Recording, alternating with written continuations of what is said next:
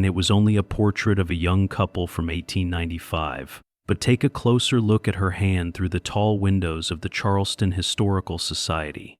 The afternoon sunlight filtered in, casting long shadows across Dr. Maya Richardson's desk. For 3 hours she had been cataloging donated photographs, her eyes growing tired from examining cracked emulsions and faded sepia tones. Most were unremarkable, stiff, posed families, stoic children, elderly couples staring solemnly into the camera as if challenging eternity itself.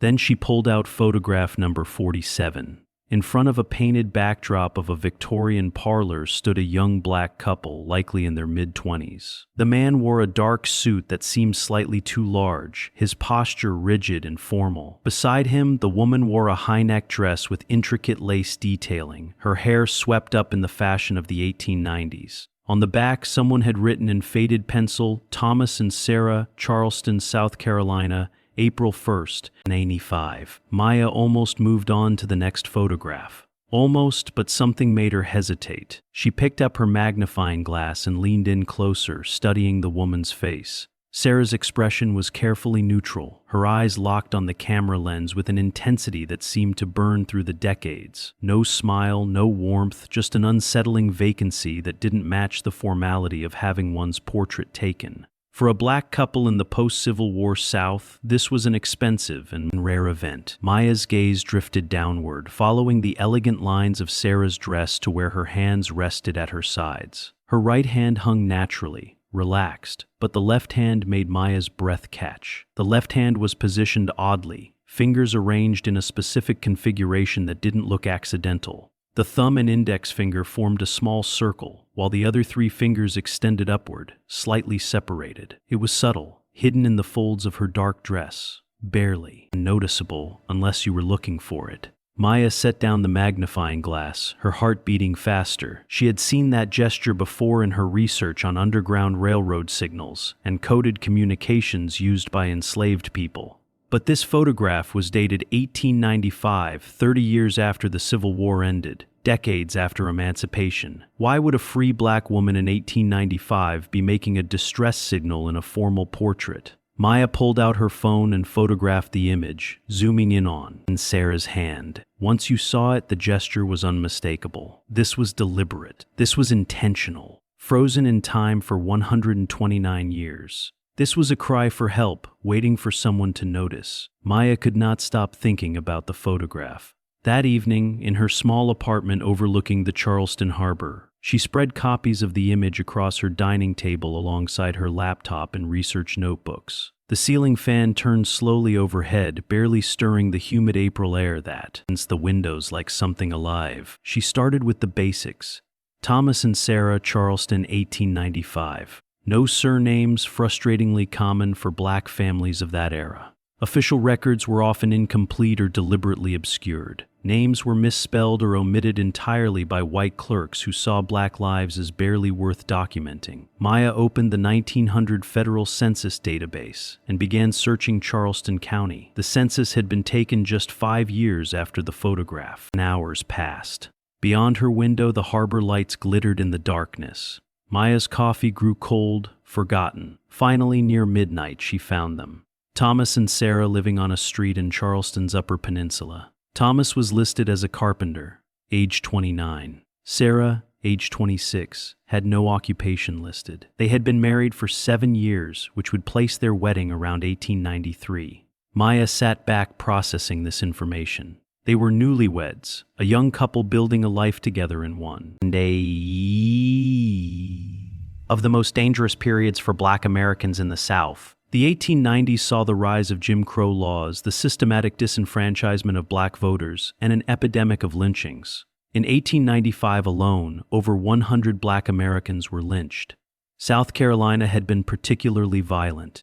Maya looked again at the photograph, at Thomas's stiff posture and oversized suit, at Sarah's carefully blank expression and that subtle, desperate hand signal. She searched death records year by year. She and Sarah, wife of Thomas, died August 1st, 1895, age 26. Cause of death: complications from injuries sustained in a fall. Maya arrived at the Charleston Historical Society at dawn, unable to sleep. When the doors opened, she went straight to the archives. The photograph had been part of a collection donated from the Morrison estate on Trad Street. She called the company and then visited the old house. Inside the attic, among old trunks and boxes, she found a wooden crate with loose papers and letters.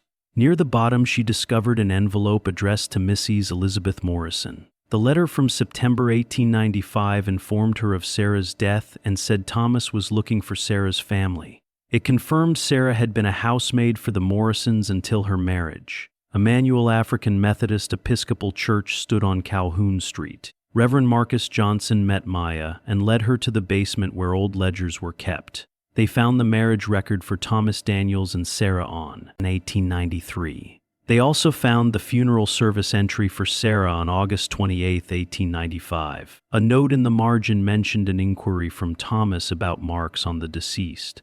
In the Benevolent Society records dated September 15, 1895, Thomas had appeared before the committee. He testified that his wife had no prior illness, had been frightened in her final weeks, and had bruises inconsistent with a fall plus defensive wounds on her arms. The committee decided, given the dangerous climate, to advise not to press the matter further. They raised money to help him establish a carpentry workshop in Columbia and urged him to leave Charleston immediately for his safety. Maya visited the library and courthouse. She found that Robert Morrison, the 28-year-old son of the family, had suddenly departed for Europe in July 1895, 1 month before Sarah's death, and returned in January 1896. She also found a record of a large payment of $200 made to Thomas Daniels in March 1895 for household repairs.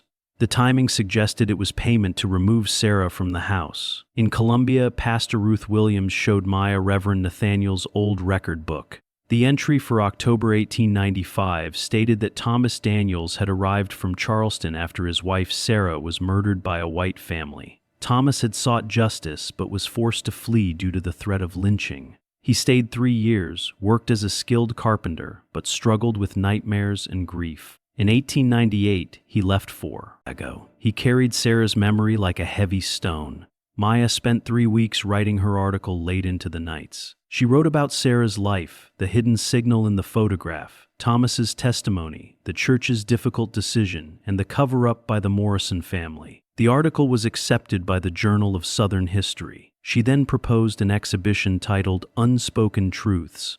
The opening drew over 300 people. The story went viral on local, regional, and national news.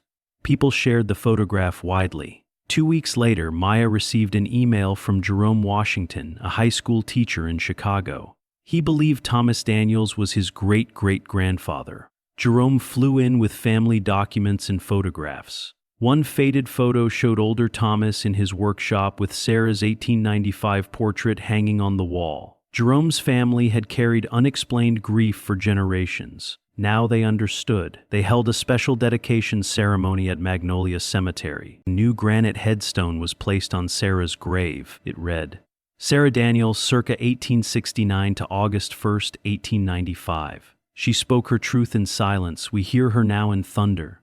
Beloved wife remembered always. Maya spoke last. Sarah could not speak out loud in 1895. She left this quiet signal because it was the only safe way she could ask for help. Today we answer her. We see her. We believe her. We honor her courage. Her story will now be told so that other silenced voices are remembered too. Flowers covered the grave. Jerome's youngest daughter placed a small toy angel beside the headstone and whispered, "So she won't be alone anymore." That evening, Maya sat in her apartment and looked at the photograph. Sarah's face no longer looked blank. It looked strong, brave, and determined. Her message had finally reached across 130 years.